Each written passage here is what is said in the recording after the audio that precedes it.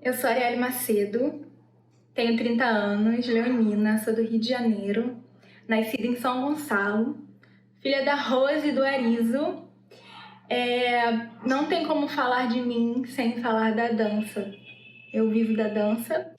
Mariana Gasal, 28 anos, brasileira, hétero, infelizmente, filha da Fátima e do Décio, mas também sou filha de Oxum, sou filha do carnaval, sou filha do samba, sou filha da rua. Meus pais dançam, meus avós dançavam, tenho primos e tias que dançam. Então, eu acho que a minha história de vida começa com a dança. Atualmente, eu fiz da dança minha profissão, meu trabalho. Eu sou bailarina e coreógrafa, e sou coreógrafa da cantora Anitta, e faço outros trabalhos relacionados à dança, música, clipe. Eu me chamo Chalberto, tenho 30 anos, sou artista contemporâneo, pode se chamar assim.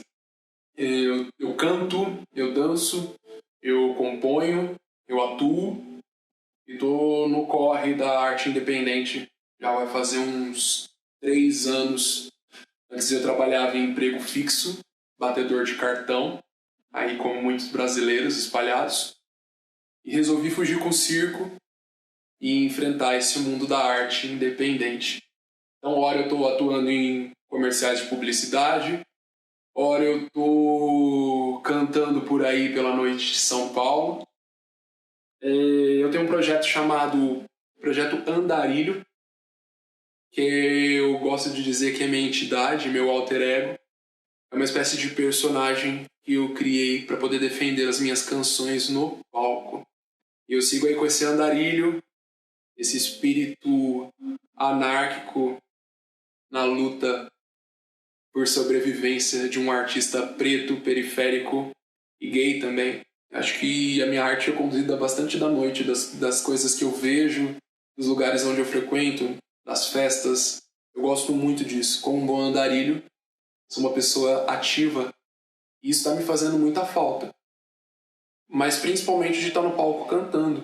Porque não é só falta de hobby, não é só esse tipo de preenchimento, mas é minha profissão, né? E é a forma de eu ganhar dinheiro. Então, é mais um dos motivos que a gente tem que ali que conduzir a cabeça e tentar não pirar no meio dessa situação. Bem, o significado desses lugares é de puro preenchimento e preenchimento financeiro também.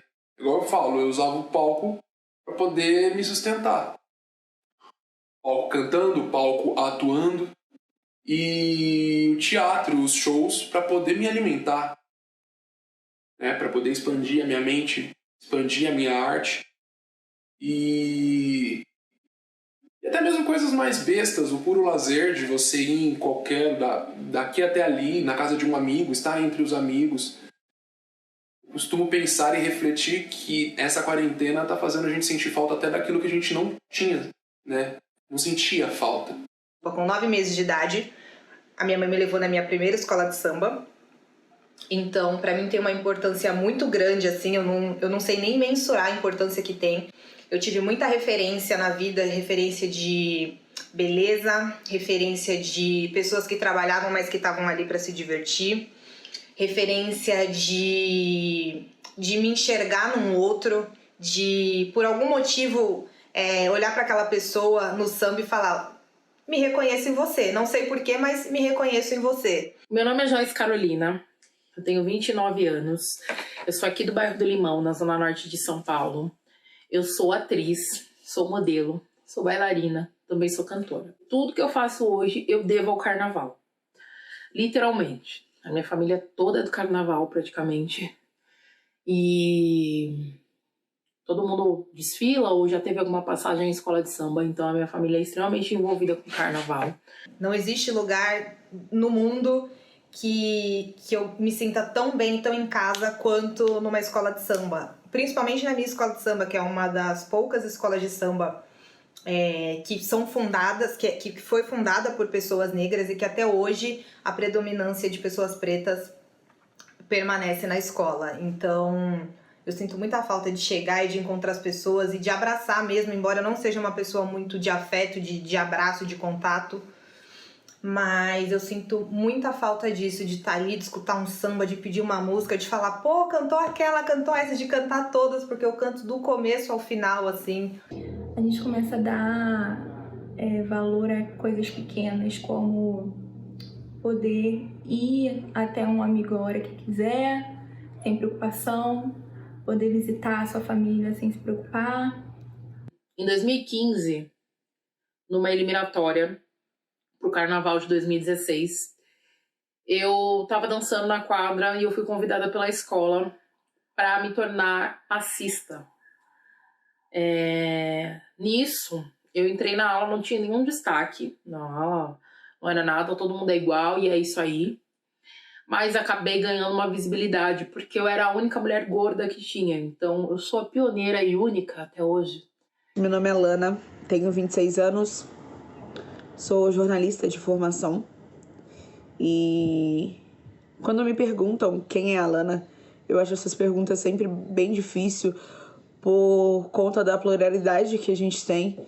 Eu acho muito difícil eu me colocar em um padrão, ou então dizer eu sou X, eu sou Y. Alguns lugares que eu frequentava, que eu acredito que vai ser um baque, vai ser muito bom quando isso tudo passar e eu conseguir voltar a frequentar esses lugares, são lugares realmente ligados a pessoas, como eu sempre falei.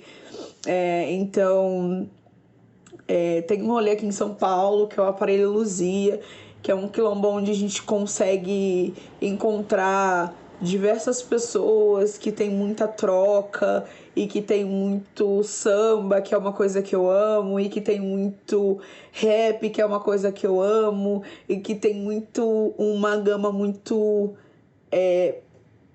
preenchida, muito sólida de... Como que eu posso dizer? De enriquecimento, de escurecimento de uma sociedade que a todo tempo busca o embranquecimento. Então é um lugar que eu me identifico muito, é um lugar que eu me sinto à vontade, é um lugar que eu gosto de ir e que eu fui privada, e que isso também tem esse rolê da gente tentar buscar esses lugares dentro de casa, sabe? Em algumas outras atividades. Então, sim, esse é um lugar que eu sinto falta, mas sinto falta também de um cinema, porque eu gosto muito de cinema. Eu sinto falta de um teatro, porque meus amigos estavam fazendo peças que seriam lançadas agora no início do ano e que foram privados disso também. Então, é um processo em que a gente tem que ir se acostumando. E é um pouco doloroso, eu entendo que seja um pouco doloroso, mas que eles fazem falta no momento, e num próximo momento a gente vai conseguir suprir essa necessidade hoje que veio com a pandemia.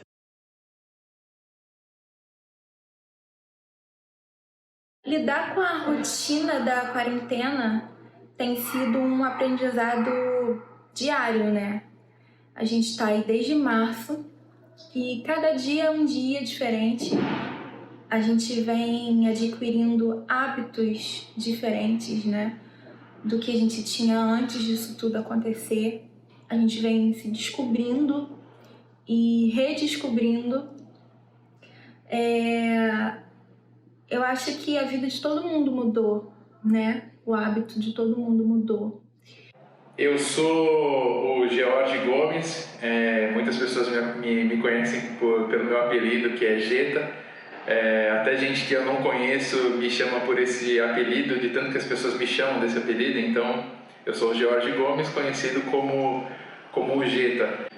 No começo eu até tinha um certo entusiasmo a respeito da quarentena, porque eu tô num momento da minha vida que tem algumas coisas perturbadoras e tal, e a quarentena eu julguei que fosse dar uma bela aliviada, mas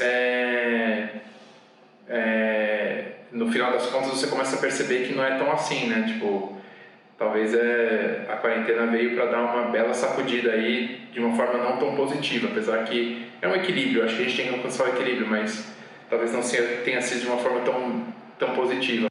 Eu sou o Diego Gomes Teixeira, Gomes da minha mãe, Teixeira do meu pai. Esse período é de intensa reflexão, né? Para quem consegue isso, também eu entendo que é um privilégio, porque tem gente que nem tá em quarentena. Então tem gente que tá sofrendo pra caralho nessa quarentena, como as mulheres, por exemplo. A violência doméstica aumentou bastante. Vamos pensar nas pessoas que trabalham aí de forma precária, né? E como essas pessoas nem estão podendo, né? É um luxo, às vezes, pensar que, cara, a gente pode ficar isolado, entendeu? E ao mesmo tempo é dolorido, porque há a impossibilidade de outras pessoas se isolarem, né? E do quanto, né, isso é muito produto de derrotas que nós tivemos enquanto sociedade, de não pensar, né, nessas pessoas, de não pensar, né, num dia no qual a gente necessite, né, de seguranças, mesmo porque a gente paga. De como é importante o Estado estar a serviço desse bem-estar e que não está agora. E que é aí que também é uma treta tremenda. De como é mesquinho, né, as burocracias, né, esses robôs e desnecessário. Isso é o maior sinal de pobreza, por exemplo, é a burocracia. Né? A gente pensar na escola, uma escola burocrata, na qual você tem que preencher um monte de papel, no qual nem importa a aula em si, o que importa é que você, né, não deixe nenhum campo vazio no seu diário, ou, né, que preencha lá o sistema. E é engraçado como isso leva a um sentimento de satisfação, de dever cumprido. Você pode dar uma aula show, né, as crianças arregaçarem lá e, né, ser uma potencialização tremenda, mas o que vão olhar é se você preencheu tudo, se você riscou o papel. E eu entendo que registrar é importante para você pensar e registrar várias formas disso acontecer. Né? E não é desse lugar que a gente está falando. Bem, essas são algumas reflexões e também reflexões sobre mim, sobre posicionamentos machistas, né? Alguns homofóbicos. E é verdade, né? E é verdade o quanto, né, algumas coisas, né, nesse aspecto de sensação, né, vou até contar um lance muito louco assim que eu falei, caralho, mano, olha, isso é uma armadilha, né? Eu tava assistindo essa série, Cara, Gente Branca, acho que é o primeiro episódio. O rapaz vai numa festa para se descobrir, né? Descobrir qual é o seu rótulo. Ele usa esse termo. E lá tem um momento que ele vai num lugar, né, com um rapaz e uma moça. E aí eles se provocam no sentido do sexo. E aí, cara, eu torci pra ele ficar com a menina. Eu falei, puta que pariu, é isso, né? Olha só como a gente... E eu acho que isso é muito fruto desse momento, sabe? Eu tô me olhando com muito mais cuidado. E aí a gente percebe coisas que não são legais. Mas é importante perceber também, porque a gente precisa trabalhar isso para nos tornar melhor em relação ao outro.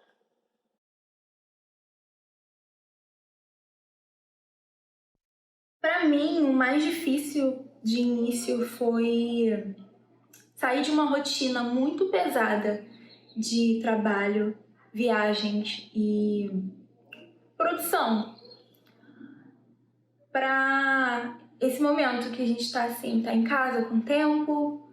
E como eu sou muito workaholic, eu gosto muito de trabalhar, eu amo viajar, eu amo estar de um lado pro outro. Isso foi um baque muito grande, assim, foi uma diferença muito grande de rotina. E teve várias variantes, porque logo de início a gente não quer parar, né? Tá acontecendo isso agora, mas não vamos parar. A gente começa a criar vários hábitos, além do que você fazia quando estava tudo normal. Eu acho que todo mundo teve esse momento no início, sabe? De querer produzir muito porque tá com tempo, de querer fazer todas as aulas possíveis em lives, em aulas online. E de início eu tive esse momento, sabe? Que eu coloquei muita coisa na minha rotina diária. E isso pesou uma hora. E deu uma certa angústia, sabe? Tipo, eu tava me cobrando demais. E até eu entender que esse momento era um momento que eu precisava parar também. E prestar atenção em outras coisas, em hábitos que eu podia mudar. E para me conhecer, para conhecer talvez outros hobbies, outras maneiras, estudar, e sem a cobrança de ter que estar produzindo, ter que estar ativa sempre. Eu me chamo Thaís Santana, tenho 24 anos, sou formada em turismo, especializada em história, também sou poeta marginal, poeta da luta, residente no extremo leste de São Paulo, vulgo Itaim Paulista. Eu acredito que o meu nível de autocobrança aumentou muito, e aumentou por um senso coletivo que foi se criando, né, ao passar os dias da quarentena, em que a gente precisa ser produtivo a todo momento, em que a gente precisa usar esse tempo ocioso para escrever um livro, para inventar alguma coisa, para, sabe, chegar no período pós-pandemia e falar, olha, essa aqui é a lista do que eu fiz nessa quarentena. E não. Eu acabei entrando, sim, nessa pilha no começo. Acho que a gente sempre acaba sucumbindo a esse tipo de movimento. E aí eu cheguei a fazer algumas listas de metas, eu tenho que fazer isso, colocar isso em dia, tenho que acabar a quarentena com isso pronto. Então eu entrei numa neura muito grande de autocobrança. E o que foi me frustrando. Foi frustrando, e acredito que aconteceu com outras pessoas também. Por quê? Porque é uma pandemia, não é férias. Eu sou o Velho Banzo, artista marginal aqui do Distrito Federal, músico, poeta, slammer, slam master. Com essa pandemia ficou um pouco difícil o meu processo criativo, né? Porque eu não estava vivenciando nada, eu não estava conhecendo nada. E aí eu comecei a pensar se, em alguns momentos, essa produtividade alta é benéfica para mim. A nossa vida pode acabar, né? Eu posso não ter mais recurso, eu posso morrer. Você acaba tendo uma visão da finitude. E isso te coloca num outro patamar também, né? Te coloca num outro entendimento também, assim. É como se você tivesse no fim da sua vida, assim, saca? Bom, já que eu vou morrer, então eu preciso realizar mais coisas para minha vida ter valido a pena. Sou o Bi, músico, compositor, pesquisador musical, DJ, filho de 5 mães, mais novo de 3 irmãos, pai de um moleque preto chamado Ben. Eu sempre cobrei muito de mim, assim, cobrei estudo e trabalho, mas sem produzir tanto, assim, é uma cobrança que vem de dentro, assim, eu acho que é muito resquício, assim, da escravidão, onde os pretos sempre trabalharam muito e sempre foram cobrados cada vez mais por isso. Eu acho que muitos pretos trazem isso, né, de não conseguir ficar um tempo sem fazer nada, tipo, não vou fazer nada aqui, porque não quer parecer vagabundo, né? A gente tem traz esse peso, assim, eu tenho pelo menos isso. E aí eu tava aqui, cuidava do meu filho e tipo, ficava 1 milhão pra fazer alguma coisa, né? Preciso estudar, preciso trampar. E aí eu falei, mano, mas não tinha cabeça pra isso também, né? E aí eu falei, mano, tá errado isso, tem que ficar de boa, assim, tipo, eu sou um dos brasileiros que tem o privilégio de não ser obrigado a sair pra trampar agora nesse momento difícil, né? Eu fico em casa, tenho esse privilégio. E aí eu falei, não, vou me dar um tempo assim, sabe, até pra amenizar as coisas na minha cabeça. Cara, é mais difícil do que eu esperava, assim. Eu esperava que ia ser mais fácil, que até pelo meu modo, meu tipo de comportamento recluso, até por eu ser autossuficiente, né? Então significa que aí de alguma forma eu consigo me completar através dos meus desenhos, ou através das historinhas que eu crio, ou através de uma coisa que eu escrevo. Não é só a autossuficiência financeira, né, que também existe, mas então todos os níveis de autossuficiência, né, eu não preciso particularmente de uma outra pessoa junto comigo fisicamente para que eu tenha o meu prazer pleno, saca? Tipo, não relacionado, claro, a coisa sexual e tal, que também seria excelente, né? Que também é excelente, mas existem outros, um outro nível, né, de percepção. Então, como eu tenho talvez felizmente um bom nível de autossuficiência, mesmo assim é difícil, né, cara? É difícil porque não tem troca, né? E quando você não tem troca, quando você só consome coisas pela televisão ou pela internet, você constrói a sua bolha e ela vira um mundo perfeito para você, assim. E isso me incomoda, saca? Isso, não ver a realidade como ela se apresenta mais é ruim, porque eu só tenho consumido a realidade como os outros me apresentam ela. Saca? Porque quando você conversa com outras pessoas, você acaba adquirindo outras realidades, né? E aí você se insere nesse mundo, né? E aí não ter essa troca é o fim, assim. É onde a gente termina mesmo. E aí não tem uma evolução. Eu sou Yasmin Amaral, tá? Carioca, claro, graças a Deus. Eu acho que sem a convivência, meio que eu fico perdida. Eu não sei o que fazer, como lidar com a minha existência, basicamente. Eu tenho várias crises de existência durante a quarentena. Não explorei nenhum hobby, descobri que meus hobbies são me maquiar, criar conteúdo pra internet, pouquíssimo, ficar me mostrando. E porque eu sou muito narcisista. Eu descobri que eu sou narcisista, que eu tenho a necessidade de me arrumar, eu tenho a necessidade de ficar maquiada pelo menos uma vez por semana, eu tenho a necessidade de ser elogiada por alguém. Realmente. Cada dia é diferente do outro.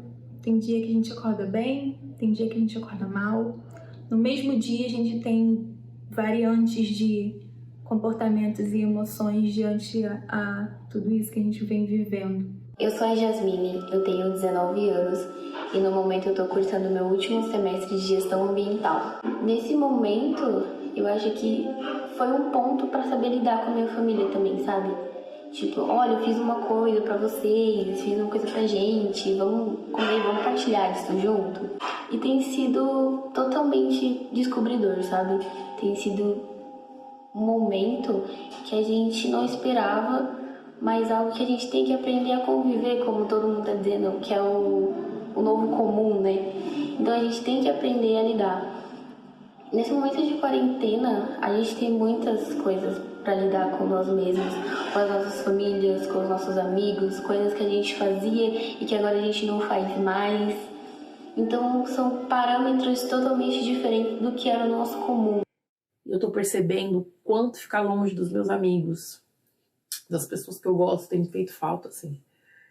Tipo, da primeira, segunda semana, na verdade eu tô um pouco antes do que todo mundo vivendo de quarentena, porque eu já tava um pouco assustada, então eu já tô uns 10 dias antes.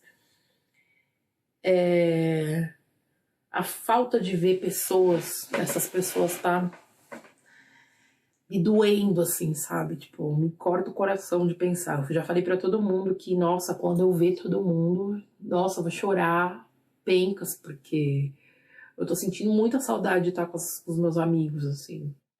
percebo que até através da terapia que eu fiz, eu tenho mudado a forma de ver as coisas, né? A forma como tudo vem me atingindo. Uma das coisas que até eu pretendo mudar é exatamente essa paciência com as outras pessoas e até de certa forma a integração com as outras pessoas. Claro que isso é muito fácil falar agora pelo fato de que eu estou sozinho e aí as ferramentas que eu tenho para analisar tudo isso são as que fazem parte da minha vida agora, né? Mas de alguma forma eu acho que isso que vai ficar como o meu legado pessoal, assim, é ter um pouco mais de paciência, porque eu estava me transformando numa pessoa extremamente desagradável, e é um exercício você perceber isso, né? Talvez essa pandemia, por mais que talvez me deixe sequelas aí extremamente profundas, mas é uma coisa que eu acho que é um legado positivo, é que eu realmente estava me transformando numa pessoa estranha, assim, ranzinza e misantropa, assim, sabe, tipo, recluso pra caramba, e eu não sei se esse é o perfil, assim, que eu quero adotar pra minha vida aí. Talvez a gente tenha outras coisas a ganhar, né, outras coisas a trocar, e aí essa é uma resolução aí, caras, essa é um tipo de conduta aí que pode se alterar nessa a passagem de tudo isso mesmo, vocês me entenderam. Fiquei com vontade demais de sair de qualquer coisa, porque, né, vizinho faz bagunça, dá vontade de sair também.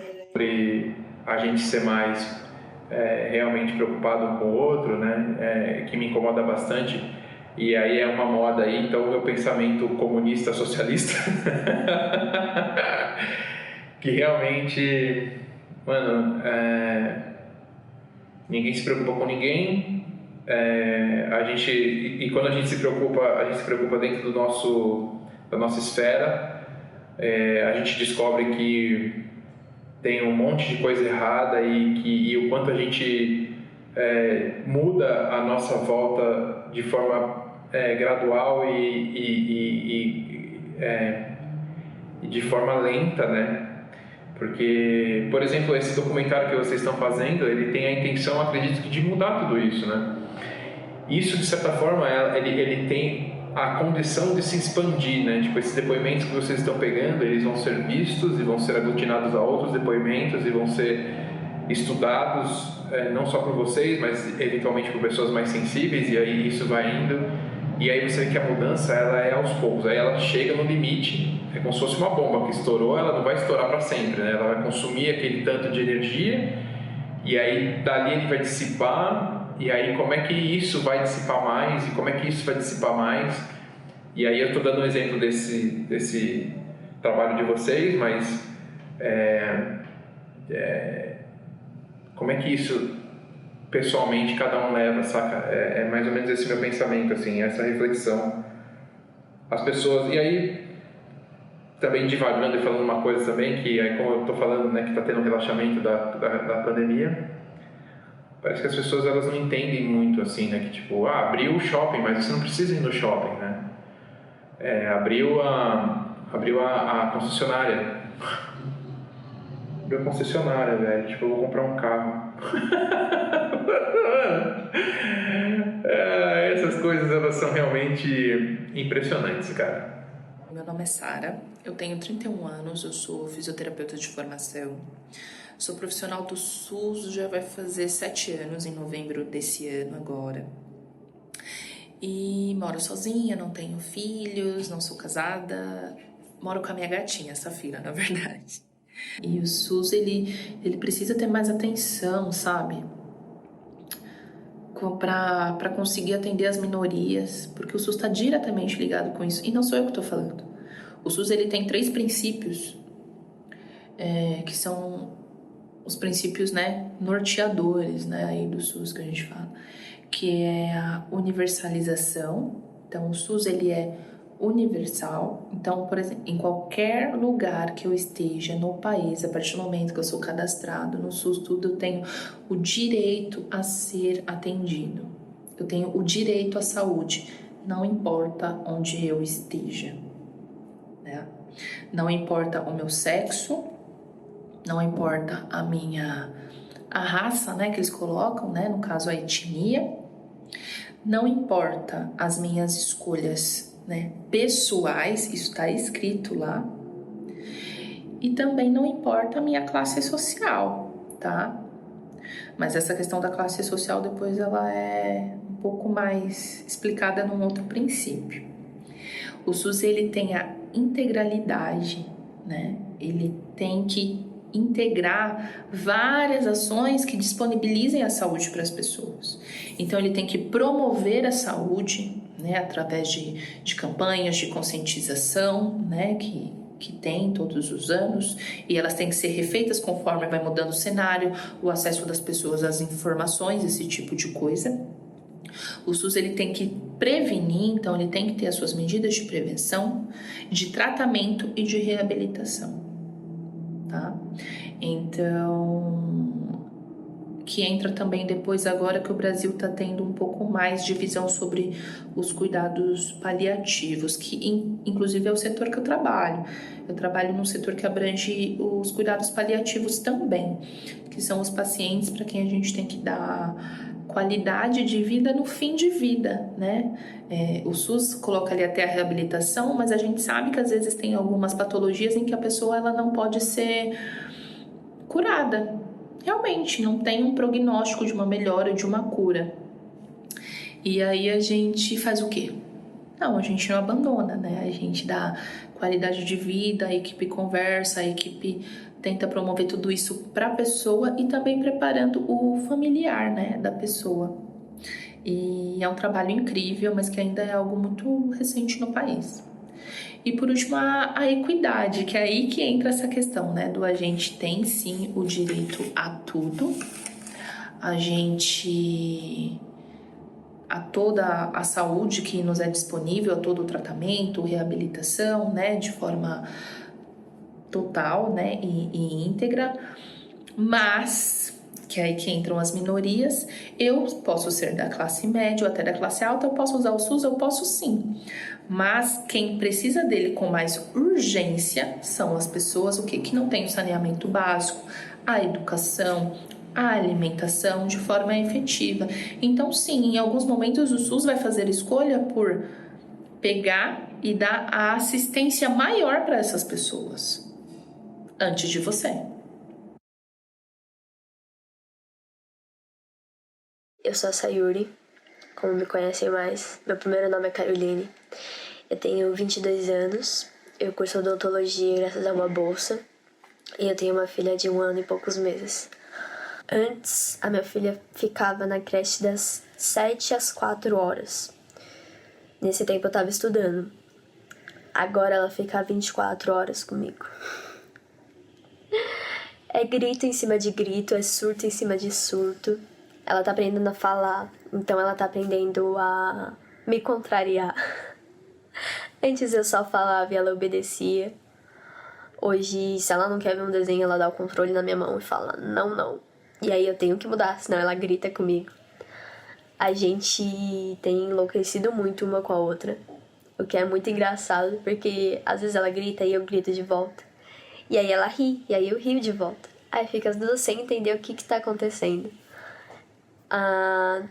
Faço bastante coisa pra preocupar também ela, porque ao mesmo tempo que eu tô desenhando, eu coloco um papel, uma caneta do lado dela pra ela desenhar também. Quando eu tô pintando, eu mostro pra ela como que faz. Eu tenho colocado ela mais na minha rotina de arte e questões artísticas. Tenho aprendido os detalhes, tipo o horário que ela vai dormir. Se ela não quer dormir, eu tenho que respeitar, deixar ela surtar. Eu não tô pegando muito no pé dela também, muitos quesitos que eu pegava antes. Tá insatisfeita, quer gritar, grita. Quer jogar o brinquedo no chão, guarda. Quer jogar o brinquedo no chão, joga. Eu deixo uns 2 dias e depois a gente recolhe tudo. Antes eu não deixava tanto essa liberdade. Mas não tem porque eu arrumar todo dia. Nossa, não tem, eu tentei, não tem como arrumar todo dia. E eu vou falar um pouco de como tem sido a minha rotina durante essa quarentena. Essa quarentena veio mudar um pouco algumas esferas e sim, mudou muito com o que eu estava acostumada, com meus hábitos, tanto alimentares, de atividades, de tudo. Eu gosto muito de praia, de estar perto de gente. Não gosto de aglomeração, mas gosto de estar perto de gente. Digamos que eu sou uma pessoa muito sociável. E quando você prende essa pessoa, né, vira uma coisa estranha. Era importante porque eu tava conectada com a minha comunidade, eu tava conectada com a galera que eu conversava, tava conectada com a natureza, que a praia eu acho muito terapêutico, acho que todo mundo devia ir pra praia aqui, porque, sei lá, me sinto muito bem, ficar pelada, quase pelada, fazendo marquinha, nossa, que saudade, Deus. Eu fui várias pessoas, assim, nessa quarentena, né? O momento que eu tô vivendo agora, eu acho que é o mais legal, assim, que eu comecei a seguir umas pessoas assim nas redes sociais que tem um discurso de negritude que eu acho que tá sendo importante pra mim, sabe? Porque, sei lá, meio que eu desencanei assim que a nossa emancipação vai se dar pela união, sabe? Eu acho que a via branca não vai se dar pela via branca, só pela via preta mesmo, assim. E pensar desse jeito, as coisas que eu tô lendo dão uma certa autonomia, assim, isso tá me fazendo muito bem, assim, sabe? E aí eu acho que isso tá sendo o principal fator, assim, as leituras que estão me levando para um entendimento maior do que ser negritude, do que ser diáspora brasileira e tal. Tô amarradão, assim. Com certeza eu vou sair dessa quarentena muito diferente do que eu entrei, assim.